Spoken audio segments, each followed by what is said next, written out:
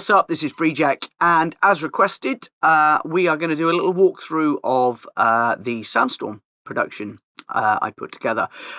So let's have a little look at the project here and see what we've got going on. It's been a little while since I looked at this one, so forgive me if I don't know what anything is for the minute, but one thing I do seem to remember about this project, it is a very, very, very, very simple project. There's not an awful lot going on in here, as you can well see. It's very, very minimal drums, one bass line, a few chords and pianos and strings things here, some effectsy bits, and then the lead line. And we'll have a look at the lead line in a bit more detail a little bit later on, but let's sort of just get going then and see what we've got here. So let's start with the drums as ever, and let's have a look at, this is our kick drum, real simple kick drum, off the top of my head. It's from this EXO drum plugin that I use, which I absolutely love actually. Very good for creating drum patterns, and then you can change and audition stuff on the fly very quickly. Anyone with Ableton would say, oh, we can do that anyway, but with Logic, changing stuff on the fly is a little bit trickier. So EXO here gives us a good opportunity to do that, and you can see it's pretty simple. These are all our kick drums, these are our snares, greens and yellows are hi-hats, and you know, you can sort of come in and find the stuff that you want. It's all a bit crazy, so you know, we can audition things very simply. But anyway, so that's just a kick drum, real simple kick drum there. So what else have we got? Let's bring the project back here. We just got a very simple open hat as well, real simple one, nothing fancy. Again, that's coming from EXO. I've got a little bit of soothe on here just to take some of the harshness out, and I've got a little bit of direction mixer so that that hat's not too wide, as I think we were sort of coming out of phase with that mix, that hi-hat just a little bit too wide, so bring that in, narrow that a bit. Real simple, a couple of percussive snare bits. We've got a little tiny hat here as well, and we got some closed hats, 16th. What else have we got going on? We've got a little sort of percussive-y thing here, I think this is, which I think is just sort of like a time-stretched hat thing, just to get some sort of zhuzhiness in there. What else we got? We got a ride cymbal. All pretty simple standard stuff. Sorry. We've got this sort of, these on-beat claps, and they sort of together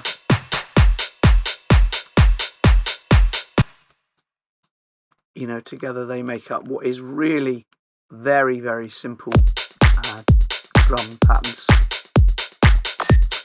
But I used to fall into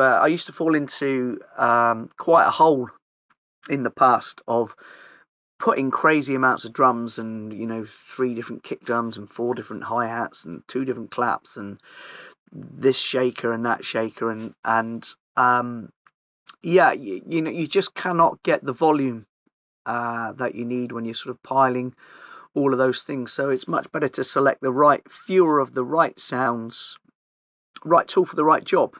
Round peg, round hole, whatever you want to call it. Find the right sounds. That's easier than sort of finding 1,000 sounds and trying to jam them together to try and get that clarity. It's going to be really difficult to get all of those different things loud. It's much easier to get fewer things much louder. And if you know the Sandstorm version that I've done, I think one thing we can agree on is it's loud. So yeah, real simple drums there. So let's also then move on. Let's have a look at the next simple thing, which was this sort of 808 kick drum stroke bass noise, and I think off the top of my head that was a sample. So I think that was just from some Splice sample pack or something, and I've just taken the first note here. So let's have a look what we've got going on. This is Serato sample, if anybody hasn't seen this. Real useful, quick sampler. Love it. Yeah, so check that one out. So what have we got going on here? We've got some saturation going on, which... Let's turn all these off and you can see what's going on. So that's our original noise. So our original sound. So add in a bit of saturation. Hang on. And you can see what that's bringing in, hopefully. Bit of EQ just to make this top end pop a little bit more. That's what this saturation's doing. It's just giving us some some higher harmonic distortion, just so that on smaller sound systems, you know, maybe phones or laptop computers or earbuds or something, that we can still hear that bass, and that higher saturation, those harmonic distortions will bring that through a little bit. We've got the classic sausage fatnar. That's just to sort of get some control, get as maximum volume, excuse me, maximum volume we can get out of this. And you'll see here that it's pretty flat. And then we've got some kickstart as well, just to clip off the very strike of that bass, just so that it doesn't clash with our... just so it's not clashing with our kick too much. And then I've got them going to a bus with a little bit of EQ-y stuff going on, just to get them under control. And a little bit of limiter as well, just to maximize the absolute volume that we can get out of that, really. So pretty simple bass. What else we got going on? Let's have a look at the string sections then. So we've got the very classic iconic strings here.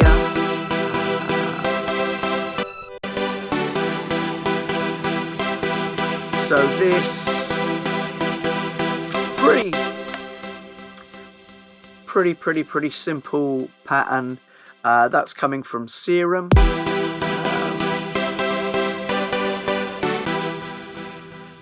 Off the top of my head, there's just a pretty sort of simple saw waves, 2 saws and a bit of sub, very sharp attack here, just to get that. And then we got some reverbs and delays and choruses and stuff.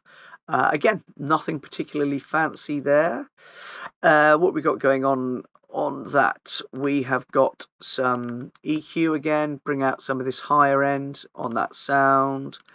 We got some of the 1176 compressor on there.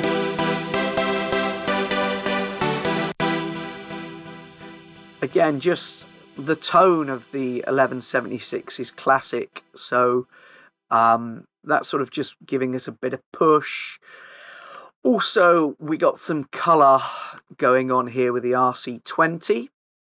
Which is sort of like a vinyl emulator. You can get flutter and wah and tape saturation and all kinds of harmonic distortion and wobble and bit crusher. But we've got just a little bit of distortion on there, just some tubes, just to give it that little bit of warmer heat, really. But again, not a lot going on. Sure. What else we got here? Piano. Again, not a lot going on. Let's turn some of these things off so we can see what's going on. Pretty simple piano. Just using that piano to sort of get a little bit of attack into those strings. They're not very loud. in the mix, but they get a bit of attack in the strings for us in those breakdown sections. We've got some soothe, just to, because pianos can have quite a lot of sort of resonant harmonics in there that can make them a bit sort of squealy sometimes. What else we got going on? We've got an EQ there that appears to do nothing. Good work, Rob. Well done. We have got a these are filters for filtering the strings up and that, and pianos up, I suppose, in these sections. You can hear that here somewhere probably. Again, turn them on. You can see that it's just a filter. We got some very big Valhalla. Turn some of these off. Big Valhalla reverb, and then I've got some gate.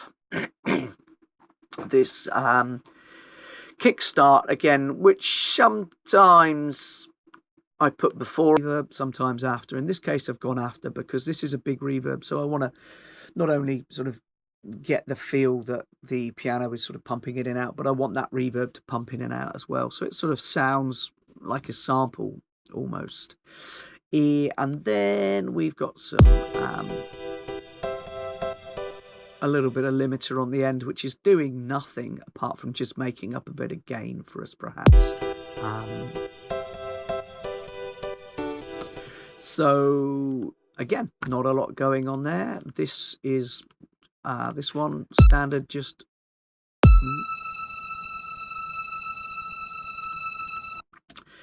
very imaginative high string. So that's the sort of instrumenty parts.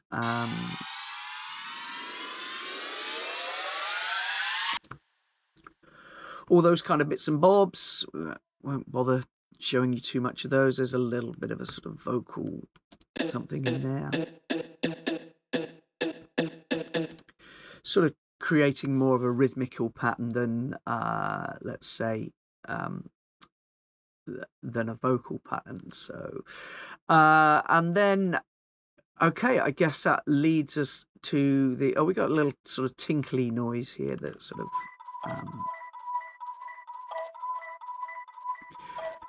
just gives us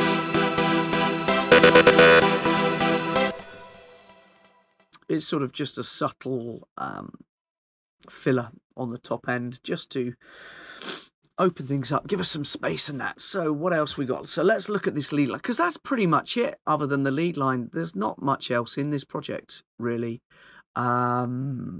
You know, crashes, booms, bangs and wallops. So let's have a look at the lead line, because I think that's the bit that most people are interested in. So the lead line basically is a resample. So what I've done is I've created the sound, then bounced the sound out as a piece of audio, and then put that piece of audio back into a sampler and then processed it that way.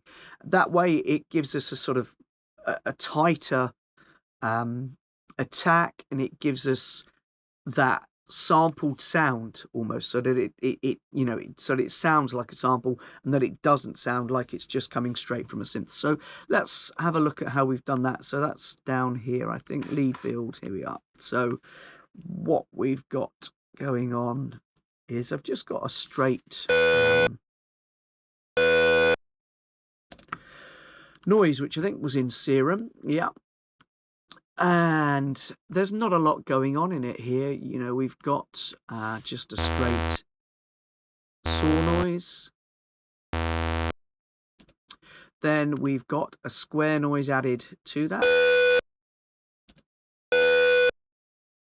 But the thing is, one of them, I think, yeah, so this is down, the saw noise here is down by a seventh.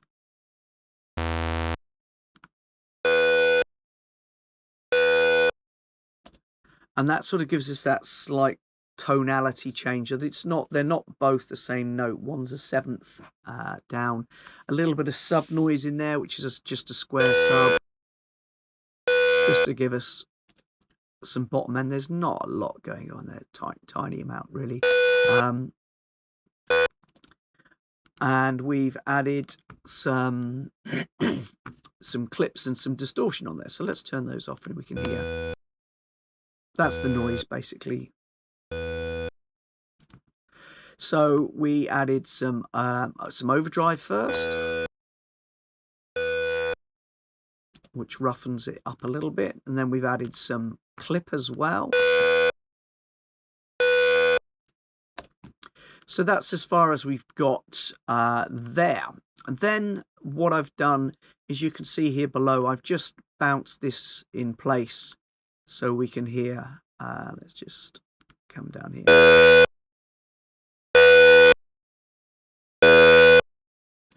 And I've normalized this piece of audio so, you know, it's as loud as it can be. And it's just basically that squarey, soary sort of seventh. Then where it sort of starts to take shape a little bit more. So that's how I sort of built the sample. And then we come back to building the actual noise. So what I've done here is I've put that square noisy sample back into the sampler here, and then added processing on top of that. So let's have a look at what we've got. Turn those off. So we've got a fairly extreme EQ. I think I found the original to do the original sample that I put in this sample was a little bit dull, so we brought some sheen out in the top there, taken a little bit of weight out the bottom, and we dropped a little dip here. It's not doing too much. Then we've come to a favourite of mine, this RC20, so let's just play it without those bits on. Whoops. Let's just this one. Oh, hang on. Let's find the place where it's happening. Here we are.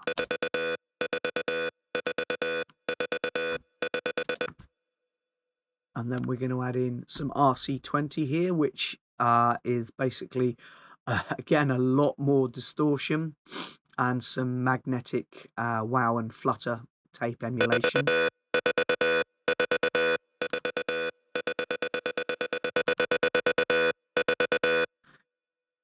You hear how that's bringing out a little bit of meat and two veg out of the mid-range. Then we got a bit of soothe, just to take a bit of the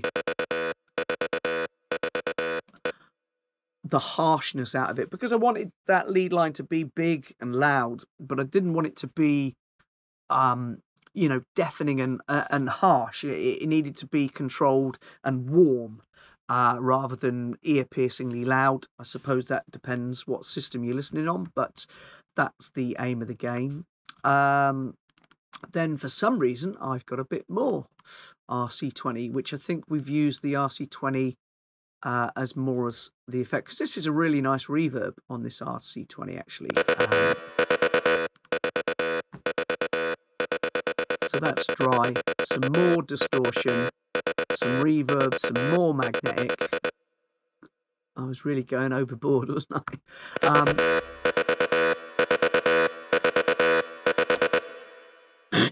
But that'll give you the idea of that. And then to top it off, love it or hate it, it's the OTT. Some people love it, some people hate it. I think it's great for certain things, but that's just going to give us that overall overdriven loudness.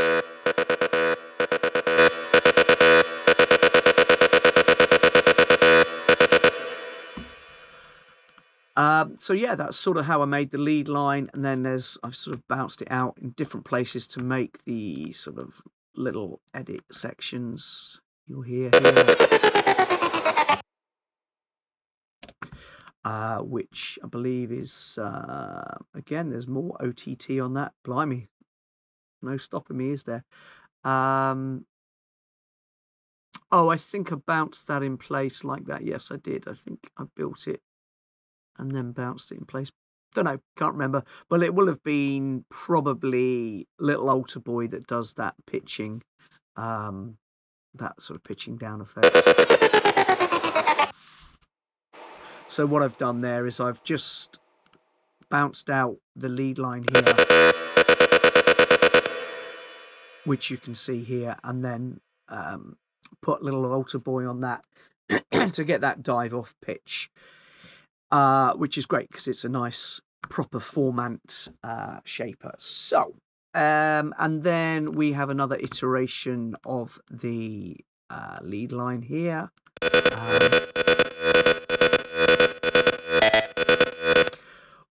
where what we've got going on is pretty much a similar thing, the OTT, the RC20, but if you'll hear that they're very different reverbs on these two sections.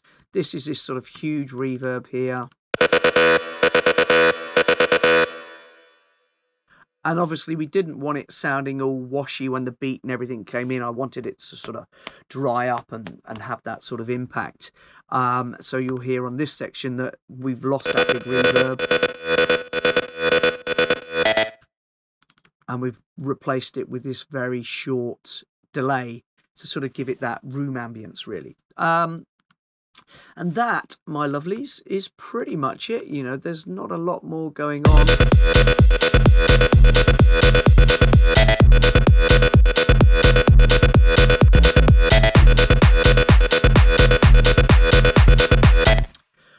That's it, and then the rest is just sort of, you know, that's all the elements. There's a few bits and bobs.